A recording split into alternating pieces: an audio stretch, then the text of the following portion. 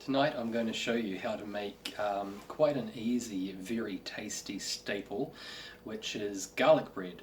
Now it is very easy to make, and yet people seem to buy it from the supermarket, and I have yet to try a supermarket brand that can match up with what I can make at home. So the first thing that you want to do is you want to get half a block of butter, and you want to partially melt it. I like to do it in the sink with a little bit of hot water, but you can do it in the microwave if you want. Now, a couple of tricks. One, always make more than you need. And two, make it in a sealable container so you can put it away. This stuff is like gold. My kid loves it, and you can use it on anything. You don't even need to make garlic bread. You can just spread it on normal toast. So to your partially melted butter, you want to add, for about half a block of butter, I add about 16 cloves of garlic, nice and finely minced. You can do that however you want. You can use a knife, you can use a food processor, however you want. I like there to be a few larger chunks in it, just to have a couple of zesty bits while you're eating your garlic bread. I'm going to chuck that in there. Now you can really, this is all you need. You can add anything else you like, but I like to add some mixed herbs. You can add a little bit of Parmesan, really whatever you like. And just a second. Here it is. Sorry about that, forgot where the salt was. And you want to season this, so for this much, I reckon about 3/4 of a teaspoon worth of salt, and a couple of sprinkles of white pepper. And like always when I'm mashing things, I prefer to use a fork because I find it does the best job. So just get in and start working it. Now, a couple of things. If you're finding this hard, you can add some oil to the mix to make it mash easier. Just a little tablespoon of olive oil or something like that. And you just want to combine this thoroughly. And it gets easier once you get underway. So as soon as you start, as you can see, it's already starting to combine easier.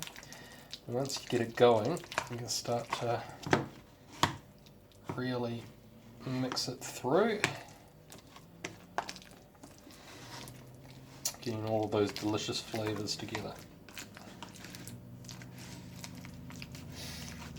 I realise after watching back through my videos that I use the word delicious a lot, but you try and not use that word when you're standing over this much garlic and all of the smell. Oh my god, I'm getting hungry just doing this. Right, so this is practically done as it is. It doesn't matter with garlic butter if it's thoroughly mixed or not, as long as it's reasonably so, because it doesn't matter if you get a little chunk of butter, or if, especially doesn't matter if you get a big chunk of garlic. If you're like me, I love it. But you can see this is roughly the same colour and nicely mashed and mixed through. And once you get to this stage, you're ready for the next bit, which I will show you presently. The next step in making your garlic bread is to select a nice crusty bread.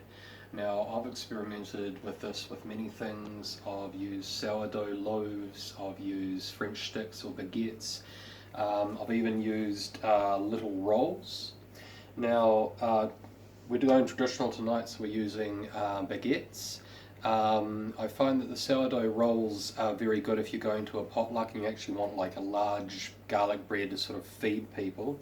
And if you're having a dinner party, I find that the little rolls individually wrapped and sort of like slit into 3 pieces are just perfect, and you can give one to each person. But with the baguette, honestly, the more stale it is, the better. You want your bread to be dry and crusty. Now you can cut it however you like, but I prefer to cut it on the diagonals, about a thumb's width each apart, and almost through to the bottom, so you can see how it's still all connected here. And this just gives you a large surface area to absorb your butter and get lots of the delicious flavour in. Now, putting the butter in is easy. I use the same fork that I was using to mash. Get about a teaspoon's worth of butter and just wedge it in like so. Be liberal, okay? This is going to make quite a bit of butter juice in the bottom of your tin foil when you wrap it, but really the bread's just going to soak up all of the delicious flavour. So don't worry about it, get it in there. And as you can see, it's quite easy to do. Just chuck it in. You don't need to be exact. As you heat it, it will spread out to the edges. And just keep working it through like so.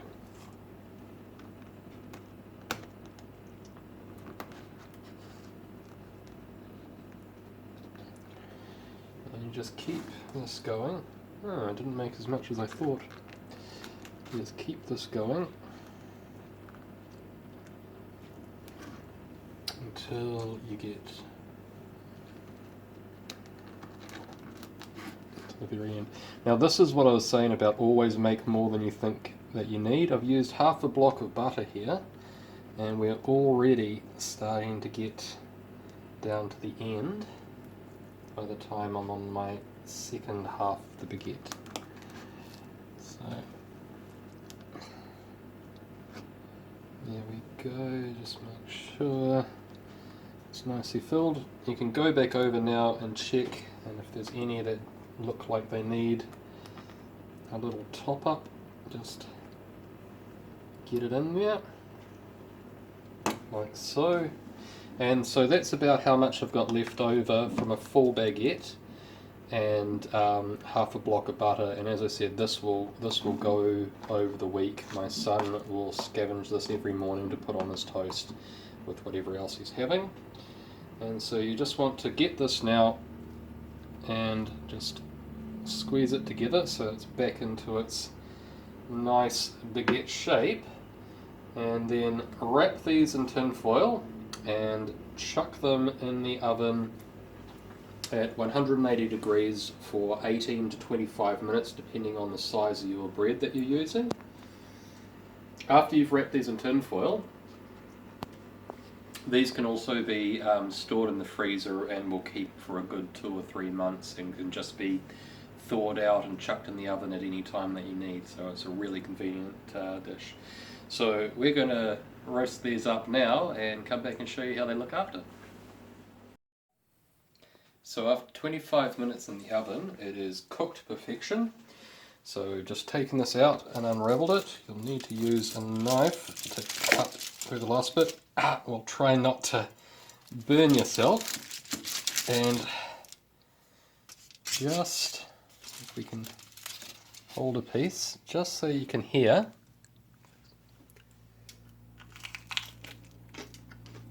You can hear how crunchy that is. This is perfect. It's exactly what you want in a garlic bread.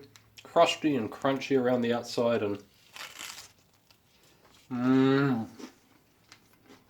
garlicky and soft in the centre. You've got to try this. Bon appetit.